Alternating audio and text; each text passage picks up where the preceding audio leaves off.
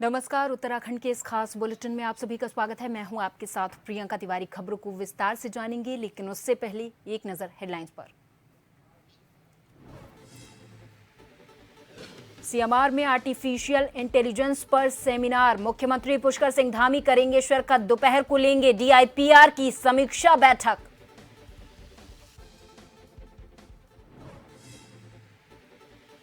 देहरादून और नैनीताल में भारी बारिश का अलर्ट, गौरीकुंड और केदारनाथ में रेस्क्यू ऑपरेशन जारी, हेलीकॉप्टर से किया जा रहा एयरलिफ्ट।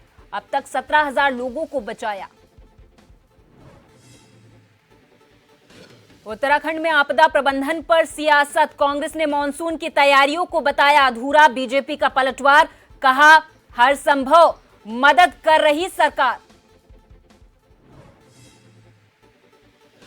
कांवड़ियों के भेष में ट्रेन स्नेचर, 3 वारदातों का पर्दाफाश। देहरादून पुलिस के हत्थे चढ़े 2 आरोपी, अन्य जिलों में भी लूट के कई मुकदमे दर्ज। और भारतीय शेयर बाजार में भूचाल, सेंसेक्स में 1400 अंक से ज्यादा की गिरावट, निफ्टी भी फिसला, अमेरिका में मंदी की आहट का असर।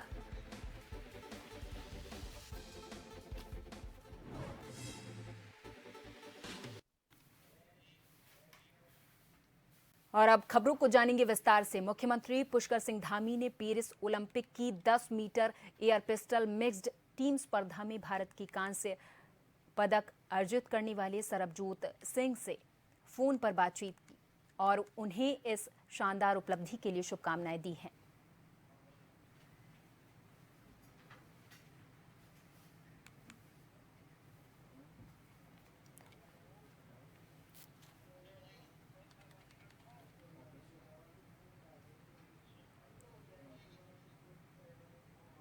तो पेरिस ओलंपिक में कांस्य पदक जीतने वाले सरबजोत सिंह से उत्तराखंड के सीएम पुष्कर सिंह धामी ने बातचीत की है फोन पर और उन्हें इस शानदार उपलब्धि के लिए शुभकामनाएं भी दी हैं।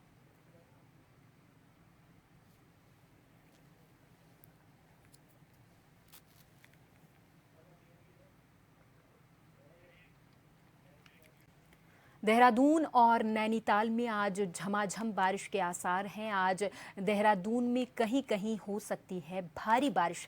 देहरादून के आसपास के क्षेत्रों में हल्की बारिश के आसार हैं। मौसम विज्ञान केंद्र ने बारिश को लेकर येलो अलर्ट जारी किया है। उत्तराखंड में पहाड़ से लेकर मैदान तक बादल मंडरा रहे हैं। पहाड़ों में हल्की से मध्यम बारिश की संभावना बनी हुई है। इधर उत्तरकाशी, ऊधम सिंह नगर और हरिद्वार में भी तीव्र बौछारें पड़ सकती हैं। अन्य जिलों में आंशिक बादल छाए रहने के आसार बने हुए हैं।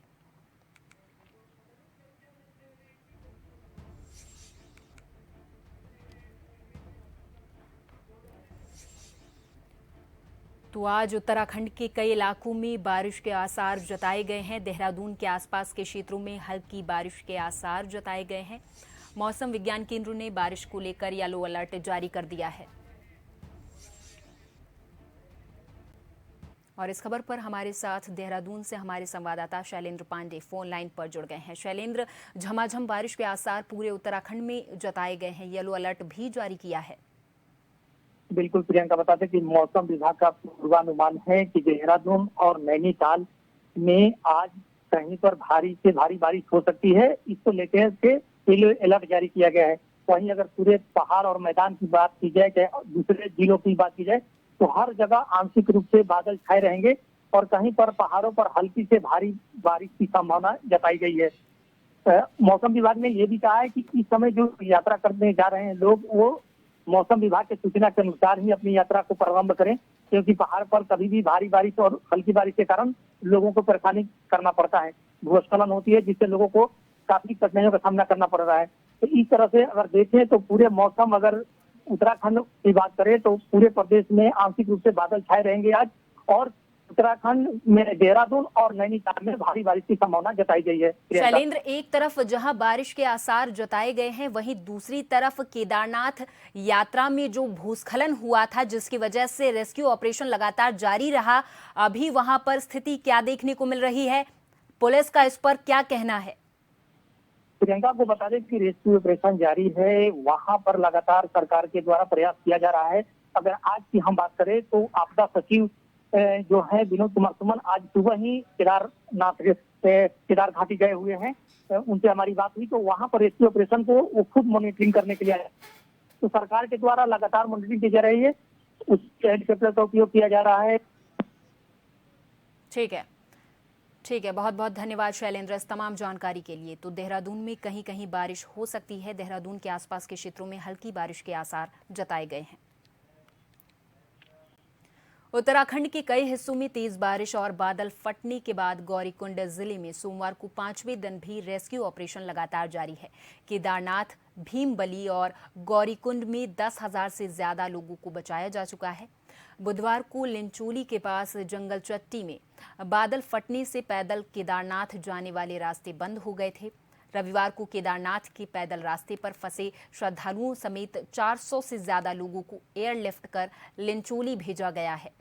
केदारनाथ पैदल मार्ग पर लिंचोली, भीमबली, घोड़ा पड़ाव और रामबाड़ा समेत कई जगहों पर सड़कें बह गई हैं। कई जगहों पर भूस्खलन से सड़कें टूट भी गई हैं। इसकी वजह से कई जगहों पर श्रद्धालु फंसे हुए हैं।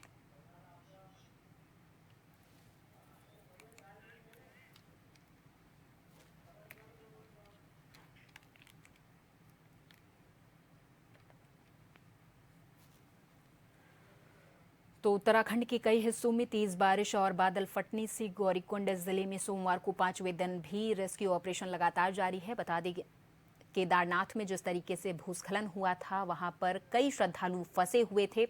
एनडीआरएफ, एसडीआरएफ और बाकी बल वहां पर तैनात किए गए हैं। और उत्तराखंड के सीएम पुष्कर सिंह धामी का भी इस मामले पर कहना है कि नजर बनाए हुए हैं।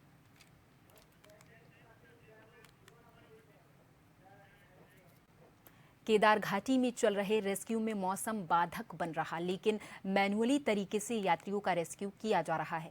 रविवार शाम तक 10,000 से ज्यादा यात्रियों और स्थानीय लोगों को केदारनाथ, लिंचोली, भीमबली, गौरीकुंड, चीरबासा सहित अन्य पड़ावों से रेस्क्यू कर लिया गया है।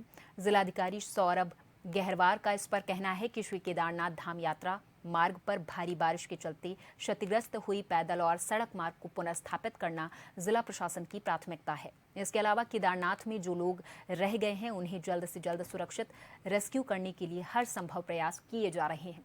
जिलाधिकारी सौरभ गहरवार पिछले 4 दिनों से ग्राउंड जीरो से अपनी टीम के साथ पूरे रेस्क्यू कार्य करवा रहे हैं।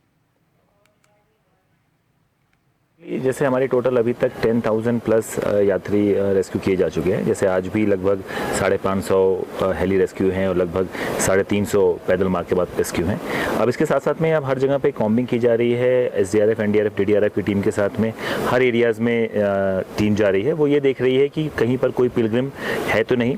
साथ ही साथ में आज ये भी प्रयास किया गया कि जो हमारा सोनप्रयाग का रास्ता जो टूट गया है, वहाँ पर आर्मी की सपोर्ट लिया गया और उस पर एक पैदल एक पुलिया का निर्माण किया गया है, जिससे कि कोई भी अगर सामान हमें इस पार से उस पार भेजना है उसको हम अविलंब भेज सकें। साथ ही साथ में कोई अगर बहुत ही बुजुर्ग या कोई चोटिल इधर आ जाए तो उसको भी हम यहाँ से यहाँ ट्रांसफर कर सकें। मंगलौर उपचुनाव के बाद मंगलौर विधानसभा से जीत हासिल करने वाले कांग्रेस के विधायक काजी निजामुद्दीन ने मंगलौर के आवाम का शुक्रिया अदा किया है। कार्यक्रम के आयोजक आमिर कलीम अंसारी के द्वारा मोहल्ला मलकपुरा में कार्यक्रम आयोजित किया गया था, जिसमें पूर्व चेयरमैन प्रतिनिधि डॉक्टर शमशाद और पूर्व चेयरमैन चौधरी इस्लाम सहित कांग्रेस के तमाम कार्यकर्ता मौजूद रहे। इस दौरान काजी निजामुद्दीन ने कहा कि चुनाव मंगलौर की जनता की वजह से उन्होंने जीता है। जनता ने लाठी डंडे खाने के बाद भी वोट डालने का काम किया। साथ ही उन्होंने कहा कि अब वो 2027 के चुनाव की तैयारी में जुटे हुए हैं और इस बीच वो जनता के दिलों में रहना चाहते हैं। जनता ने कांग्रेस पार्टी को जिताया तो कांग्रेस ने को एक सैंपल के रूप में उत्तराखंड का एक कोना और दूसरा कोना जिताया, तो ये महसूस कराया कि भारतीय जनता पार्टी के दिन अब गए और कांग्रेस पार्टी अब उत्तराखंड में 2027 में सरकार बनाने की तैयार है। देखिए, जो उपचुनाव हुआ है उसमें मंगलौर की आवाम ने बहुत सहयोग किया है। एक एक वोट लाठी डंडे चलने के बाद जिस तरीके से यहाँ पे भाजपा की नीतियां चल रही थी, प्रशासन का दबाव था, उसके बाद भी लोगों ने बहुत सहार के वोट दिया है, कांग्रेस पार्टी को वोट दिया है। मंगलौर से 3800 की लीड लेकर चली है कांग्रेस पार्टी। तो एक एक वोट का जिन्होंने हमें वोट दिया है उनका भी, और जिन्होंने नहीं दिया है उन्होंने लास्ट मोमेंट पे दुआएं भी करी है। शुक्रिया एक अल्फाज नहीं है, ये जिन लोगों की जज्बात है और जिन लोगों ने इतनी मेहनत से, बल्कि ये कहिएगा कि इतनी मुश्किल दौर से वोट डाला है, उनका शुक्रिया बहुत कैसे अदा किया जाए ये अल्फाज भी नहीं है, क्योंकि ऐसे मौके पर जो है वोट डाला है। ऊधम सिंह नगर के जिला मुख्यालय रुद्रपुर में ट्रंचिंग ग्राउंड में सुंदर पार्क और छायादार वृक्ष लगाने की मांग को लेकर वरिष्ठ भाजपा नेता भारत भूषण चुग ने नगर निगम पहुंचकर नगर आयुक्त नरेश दुर्गापाल को ज्ञापन सौंपा है। नगर आयुक्त को दिए गए ज्ञापन में चुग ने कहा कि उन्होंने वर्षों पुरानी शहर की समस्या का हल किया है, इसके लिए नगर आयुक्त बधाई के पात्र हैं। उन्होंने कहा कि वर्षों से यहाँ कूड़े का पहाड़ बन गया था, जिससे आसपास के रहने वाले लोगों का जीना मुहाल था। चुग ने कहा कि अब इस जगह पर मिट्टी का भराव कर सुंदर पार्क बनाया जाए, साथ ही छायादार वृक्ष और फल फूल के पौधे भी रोपे जाएं।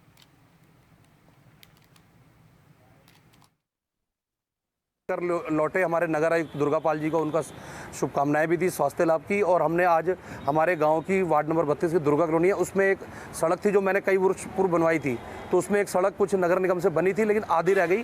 तो ये जो आगे के निवासी फ्रंट वाले वो निराश थे, तो उनको लेकर आया था। और दूसरा जो हमारे जिलाधिकारी महोदय, हमारे आयुक्त महोदय और हमारे सबके द्वारा जो ये ट्रंचिंग ग्राउंड बड़ी जल्दी खाली कराया गया, तो हमने उनसे निवेदन किया कि इसकी बाउंड्री करके इसमें पेड़ लगा के, तो रोड का मामला था, वहाँ पर इन्होंने कुछ भेजा भी था, ठेकेदार ने पता नहीं थोड़ा बहुत माल डाला और भाग गया। वहाँ आज भी जस्त समस्या बनी हुई है। चौथा, हमारे गांव की अंबिका विहार कॉलोनी में तालाब बना हुआ है, कई 6 वर्षों से पहले ना वहाँ निकासी होती है ना सड़क का निर्माण हो रहा है। में घर की छत गिरने के 3-5 दिन बाद युवक की मौत हो गई है। बता दें कि नानकमत्ता निवासी गोपाल गोलदार सोते समय अपने मकान की छत से गिर गया था, जिसके बाद परिजनों ने उसे बरेली में इलाज के लिए भर्ती करवाया था, जहां इलाज के दौरान 5 दिन बाद गोपाल की मौत हो गई है। हालांकि परिवार के लोग बेसहारा होने के बाद परिजनों ने सरकार से मदद की गुहार लगाई है। वहीं मौके पर पहुंची सितारगंज से भाजपा महिला मोर्चा की नगर उपाध्यक्ष श्रुति विश्वास ने परिवार का हाल जाना है और मदद का आश्वासन भी दिया है।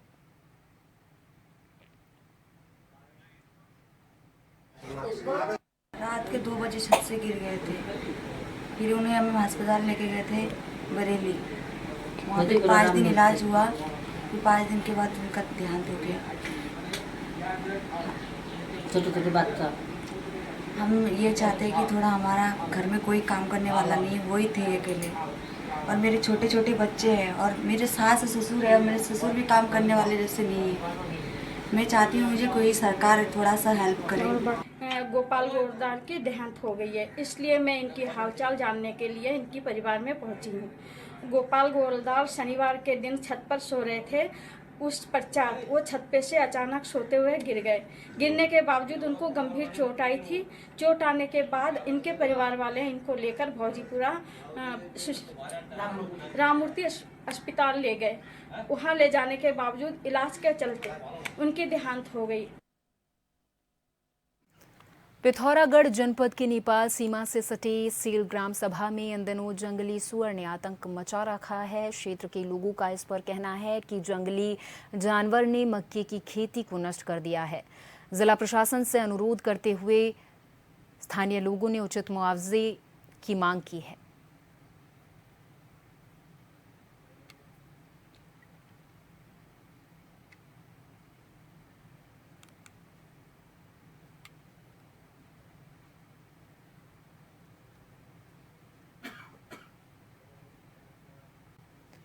प्रधानमंत्री मोदी के आह्वान पर उत्तराखंड में हर भाजपा कार्यकर्ता को 11 वृक्ष लगाने की अपील की गई है। इसी को लेकर पूरे प्रदेश समेत सितारगंज में भी भाजपा कार्यकर्ताओं ने शहर में जगह जगह पौधरोपण किया है। इसी बीच अल्पसंख्यक मोर्चा के प्रदेश अध्यक्ष जुल्फिकार अहमद ने साथियों के साथ पौधे रोपे हैं।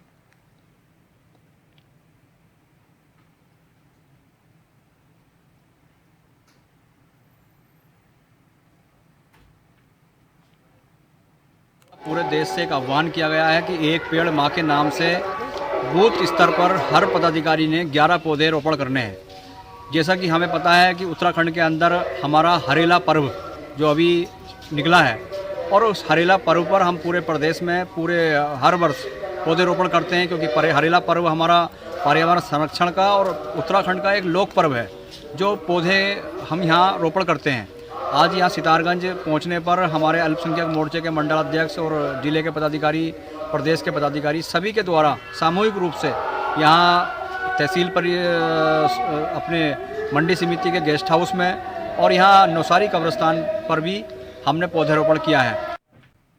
केदारनाथ में भूस्खलन की वजह से आई आपदा को हालांकि काफ़ी समय बीत चुका है, लेकिन केदार घाटी का मौसम साफ होने के साथ ही आज MI-17 और चिनूक से एयरलिफ्ट रेस्क्यू शुरू हुआ है।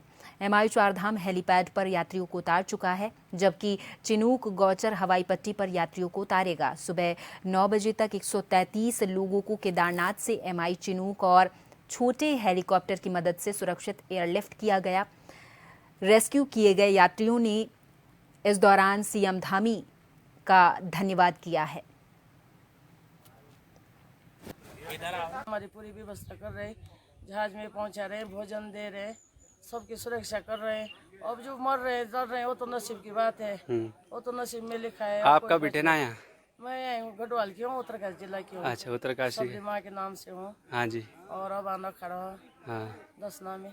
अच्छा, आज 5 तारीख हो गई, आपने सही किया आज 5 तारीख को हम नीचे आ गए। तब मैं अयोध्या से आया हूँ, 5 दिन से वहाँ फंसा था केदारनाथ में। आज आने को टाइम मिला है हेली से, और मुझे आने के बाद में पानी मिला है, नाश्ता मिला है। अयोध्या का रहने वाला हूँ। अब यहाँ से मैं अपने घर को प्रस्थान करूँगा। हाँ। हम 31 तारीख को बाबा केदारनाथ के वहाँ पहुँच गए थे। तब से लेके आज 5 तारीख है, तब तक वहाँ पे जो भी सुविधा हमें मिली उनका मैं अपने दिल से बहुत ही आभार व्यक्त करता हूँ। बहुत ही अच्छा लगा मेरे को। हम गंगोत्री से केदारनाथ पैदल यात्रा करके केदारनाथ पहुँचे थे। 1 तारीख को वहाँ पर रास्ते में जो भी वो हुआ, आपदा आई, लैंडस्लाइड हुआ, उसके कारण हम नीचे नहीं जा सके। और 4-5 दिन हमने सरकार की व्यवस्था जो थी उसमें हमने अपना समय गुजारा। टेंट के अंदर खाना पीना अच्छी तरह से मिला।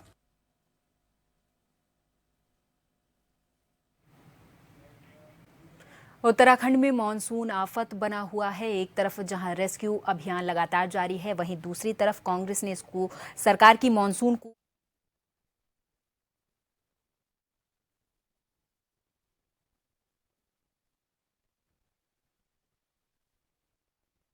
जारी है। कांग्रेस ने आपदा प्रबंधन के लिए सरकार पर कोई तैयारी न करने का आरोप लगाया है, तो वहीं बीजेपी ने कांग्रेस पर निशाना साधा और कहा कि आपदा जैसी स्थिति में कांग्रेस राजनीति ना ही करे तो बेहतर है। कांग्रेस के प्रदेश अध्यक्ष करण माहरा ने धामी सरकार पर निशाना साधा है।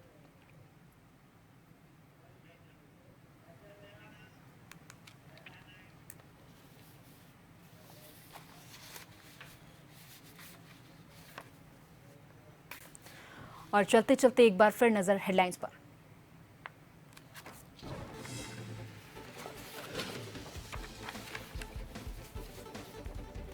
CMR में आर्टिफिशियल इंटेलिजेंस पर सेमिनार, मुख्यमंत्री पुष्कर सिंह धामी करेंगे शिरकत। दोपहर को लेंगे DIPR की समीक्षा बैठक।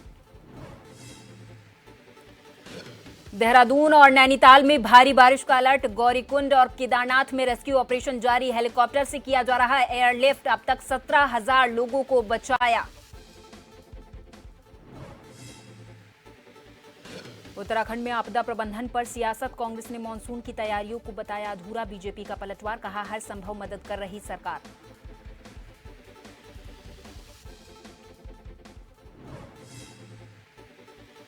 कांवड़ियों के भेष में चेन स्नेचर 3 वारदातों का पर्दाफाश। देहरादून पुलिस के हत्थे चढ़े 2 आरोपी। अन्य जिलों में भी लूट के कई मुकदमे हैं दर्ज।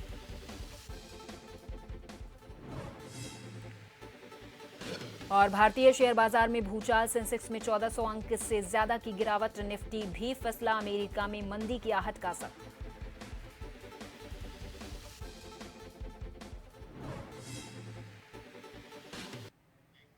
और इस बुलेटिन में फिलहाल के लिए मेरे साथ बस इतना ही। आप देखते रहें जन टीवी। नमस्कार।